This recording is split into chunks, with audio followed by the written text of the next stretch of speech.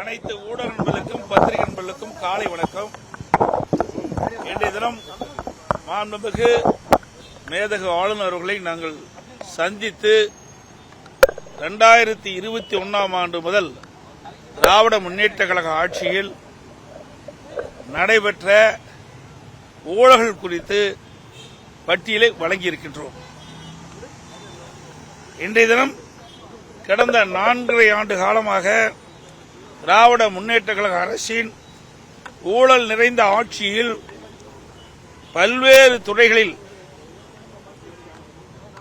அடிக்கப்பட்ட ஊழலுடைய விவரங்களை மாண்புமிகு ஆளுநர்களிடம் வழங்கி திமுக அரசு செய்த ஊழல்கள் அனைத்திற்கும் முழுமையான போதிய ஆதாரம் உள்ளதால் முழுமையான விசாரணையை மேற்கொள்ள வேண்டும் என்று வலியுறுத்தியுள்ளோம்.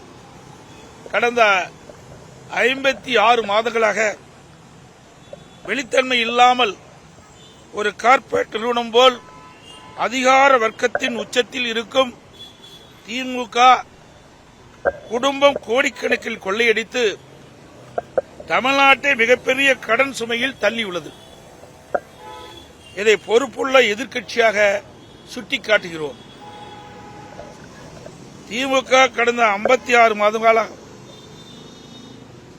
வருடத்திற்கு 1 லட்சம் கடன் வாங்கி தமிழ்நாட்டை மிக கேவலமான வகையில் நிர்வாகம் செய்து ஏற்கனவே இருந்த கடனை விட கூடுதலாக சுமார் 4 லட்சம் கோடி கடனை அதிகரித்துள்ள நிர்வாக திறனற்ற திமுக அரசின் சாதனை. ஆட்சிக்கு வந்த ஒரு வருடத்திலேயே விடியா திமுக அரசு கொள்ளையடித்த எல்லா ஆடியோவிலும் வந்த செய்தி 30,000 கோடி ரூபாயை திரு சபரீசன் அவர்களும் திரு உதயநிதி அவர்களும் என்ன செய்வது என்று தெரியாமல் தவித்து வருவதாக அப்போதைய நிதியமைச்சர் திரு பழனிவேல் தியாகராஜன் அவர்கள் தெரிவித்தது அனைவரும் அறிவீர்கள். ஒரு ஆண்டுக்கே இவ்வளவு என்றால் இந்த 4.5 ஆண்டுகளில் எவ்வளவு கொள்ளையடித்திருப்பார்கள் என்று கணக்கிட்டு பாருங்கள். ஊழல் செய்வதை தவிர இவர்கள் தமிழக மக்களுக்கு எந்த நன்மையும் செய்யவில்லை. விஞ்ஞான முறையில் ஊழல் செய்யக்கூடிய கட்சி திராவிட முன்னேற்ற கழக கட்சி. அந்த வகையில் அரசின் பல்வேறு துறைகளில் மிக அதிக அளவில் ஊழல் செய்து தமிழக மக்களை அதிர்ச்சிக்குள்ளாகி இருக்கிறது என்பதை இந்த நேரத்தில் மேதகு ஆளுநர் அவர்களுக்கு சுட்டிக்காட்டுகின்றோம். அதை துறை வாரியாக எவ்வளவு ஊழல்கள் நடைபெற்றது என்ற விவரத்தையும் நாங்கள் சுட்டிக்காட்டுகின்றோம். அதனுடைய விவரம் நகராட்சி நிர்வாகம் மற்றும் குடிநீர் வழங்கல் துறையில் 64,000 கோடி, ஊரக வளர்ச்சி மற்றும் பஞ்சாயத்து ராஜ் துறையில் 60,000 கோடி, சுரங்கம் மற்றும் கனிம வளத்துறையில் 60,000 கோடி, எரிசக்தி துறையில் 55,000 கோடி, கலால் வரி டாஸ்மாக் 50,000 கோடி, பத்திரப்பதிவுத்துறை 20,000 கோடி, நெடுஞ்சாலை துறையில் 20,000 கோடி, நீர் ஆதாரத்துறையில் 17,000 கோடி, சென்னை மாநகராட்சியில் 10,000 கோடி, தொழில்துறையில் 8,000 கோடி, பள்ளி கல்வித்துறையில் 5,000 கோடி, மக்கள் நல்வாழ்வுத்துறையில் 5,000 கோடி, வேளாண்மை துறையில் 5,000 கோடி, சமூக நலத்துறையில் 4,000 கோடி, உயர்கல்வித்துறையில் 1,500 கோடி, இந்து சமய அறத்துறையில் 1,000 கோடி, ஆதி திராவிட நலத்துறையில் 1,000 கோடி, சுற்றுச்சூழல் மற்றும் வனத்துறையில் 750 கோடி, இளைஞர் நலன் மற்றும் விளையாட்டுத்துறையில் 500 கோடி, சிறைத்துறையில் 500 கோடி, சுற்றுலாத்துறையில் 250 கோடி, பால்வளத்துறையில் 250 கோடி, இப்படி பல்வேறு துறைகளில் கொள்ளையடித்தது எப்படி என்பதிலே திராவிட முன்னேற்ற கழகம் குறிப்பாக இருந்திருக்கிறது. ஆட்சி நிர்வாகம் சீராக இல்லாமல் சட்ட ஒழுங்கு சந்தி சிரித்துள்ளது. மக்களுக்கு போதிய பாதுகாப்பு இல்லை. தமிழகத்தில் தொழில் துவங்க வந்த முதலீடுகள் அண்டை மாநிலத்துக்கு சென்று விட்டன. அதோடு இப்ப நாங்க கொடுக்கப்பட்டதுல பட்டியலில் சுமார் 4 லட்சம் கோடி இந்த 4.5 ஆண்டுகள்ல திராவிட முன்னேற்ற கழக ஆட்சியில பல்வேறு துறைகள் ஊழல் நடைபெற்றிருக்கிறது. அந்த ஊழல் நடைபெற்ற என்னென்ன ஆதாரங்கள் வேணுமோ அதையெல்லாம் நாங்கள் கொடுத்திருக்கின்றோம். இந்த புத்தகத்தில் முழுமையான விவரங்கள் நாங்கள் கொடுத்திருக்கிறோம். நான் குறிப்பிட்ட துறைகளில் ஒவ்வொரு துறையிலும் எத்தனை ஆயிரம் கோடி ஊழல் நடைபெற்றது என்ற விவரம் முழுமையாக இந்த புத்தகத்தில் இடம்பெற்றிருக்கிறது, ஆதாரத்தோடு இடம்பெற்றிருக்கிறது. இதை மாண்புமிகு மேதகு ஆளுநருக்கு கொடுத்திருக்கிறோம். ஆளுநரிடத்திலும் கோரிக்கை வைத்திருக்கின்றோம்.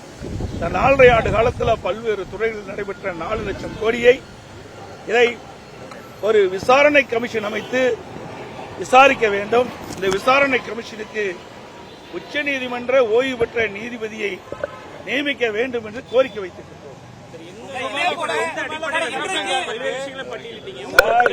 இதுக்கு ஆதாரம் தான் இருக்குது. என்ன அடிப்படைன்னா ஆதாரத்தோட அதுக்குத்தான் இந்த பட்டியலில் அடங்குகின்ற விவரங்களை எல்லாம் விசாரணை கமிஷன் ஒன்று அமைக்கப்பட்டு இந்த விசாரணை கமிஷனுக்கு ஓய்வு பெற்ற உச்ச நீதிமன்ற நீதிபதியை நியமிக்க வேண்டும் என்று நாங்கள் வலியுறுத்தி இருக்கிறோம்.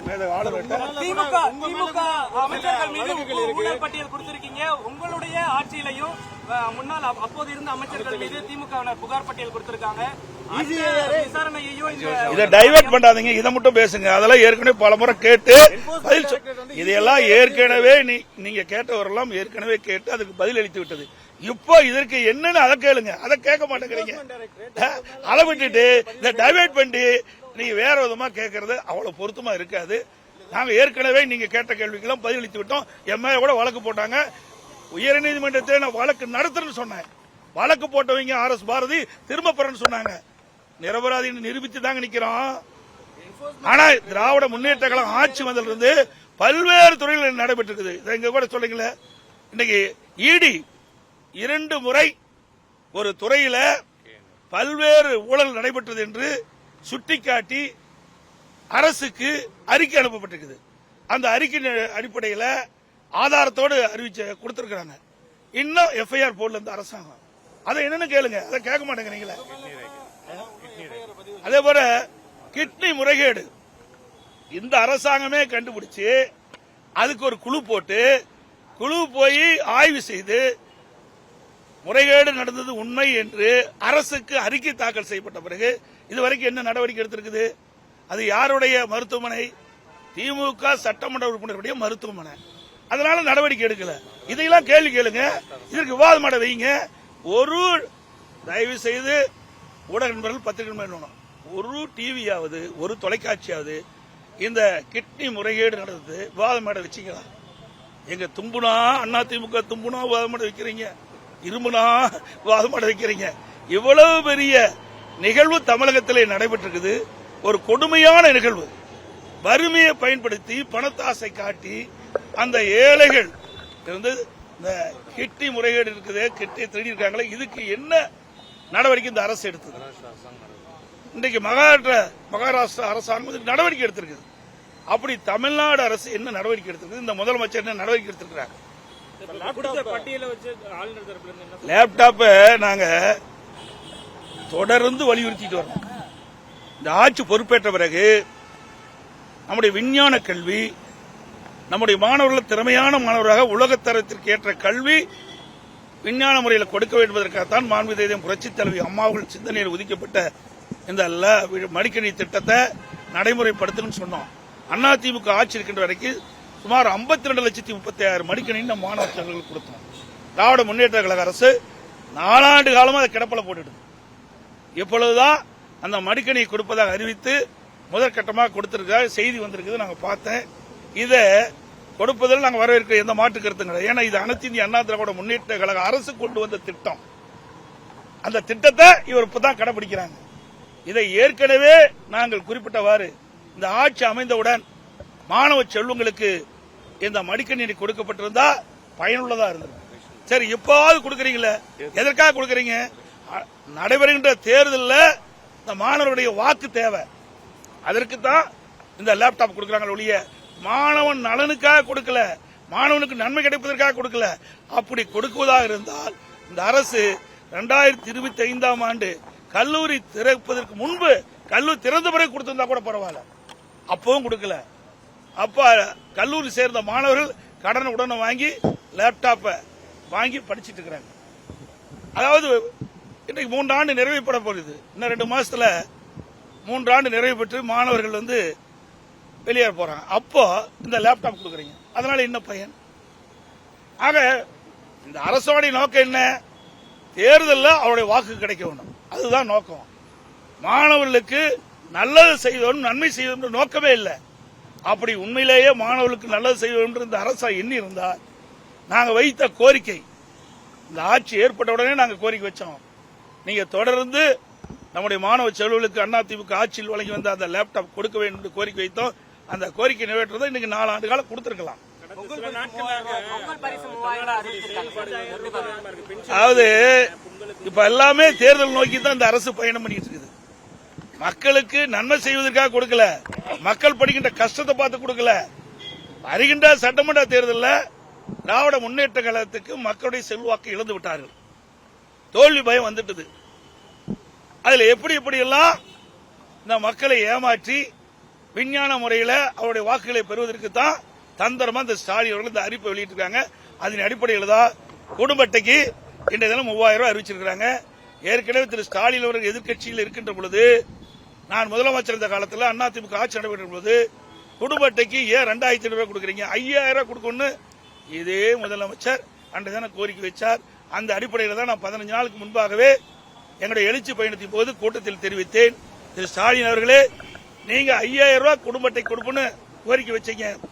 அதன் அடிப்படையில் இந்த 3 ஆண்டு காலமாக பொங்கல் தொகுப்பு தான் வழங்கப்பட்டது, பொங்கல் பரிசு கொடுக்கல.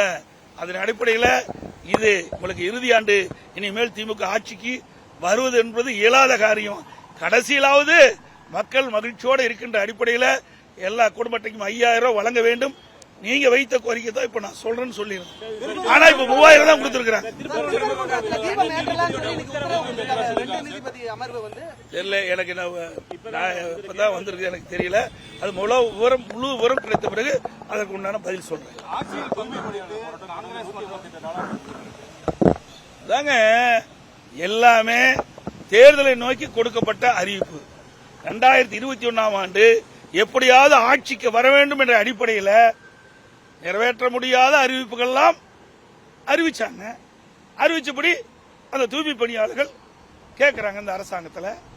2021ஆம் ஆண்டு திராவிட முன்னேற்ற கழக தேர்தல் அறிக்கையில் என்னென்ன வாக்குறுதி கொடுத்தீங்களோ அந்த வாக்குறுதி அடிப்படையில் தூய்மை பணியாளர்கள் இந்த அரசாங்கத்தை கேட்கிறாங்க.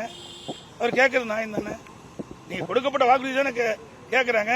நீங்க கொடுக்கப்பட்ட வாக்குறுதி அடிப்படையில் தான் நாங்க வாக்களிச்சோம், நீங்க முதலமைச்சராக இருக்கிறீங்க, உங்களுடைய ஆட்சி வந்திருக்குது, அதனால் நிறைவேற்றணும் அவர்கள் போராட்டம் நடத்திருக்காங்க. ஆனா இந்த அரசாங்கம் கொடுக்கப்பட்ட வாக்குறுதியை எப்பொழுதுமே நிறைவேற்றிய சரித்திரம் கிடையாது திமுக அரசாங்கத்தை பொறுத்த வரைக்கும். அதுபோல 525 அறிவிப்புகள் 2021ஆம் ஆண்டு அறிவிச்சாங்க. அதுல 4இல் 1 பங்கு கூட நிறைவேற்றல. இதுதான் உண்மை, யதார்த்தம். இது மட்டும் இல்ல, இன்னைக்கு தமிழகத்தில் பல போராட்டம் நடந்திருக்கு. விவசாயிகள் போராட்டம், பஸ் தொழிலாளர் போராட்டம், செவிலியர் போராட்டம், இடைநிலை ஆசிரியர்கள் போராட்டம், தூய்மை பணியாளர் போராட்டம், இப்படி எல்லா தரப்புமே இன்னைக்கு போராட்டத்துக்கு வந்துட்டாங்க, வீதியில் போராடிட்டு இருக்காங்க. இன்றைக்கு தமிழகம் ஒரு போராட்ட களமாக மாறிவிட்டது.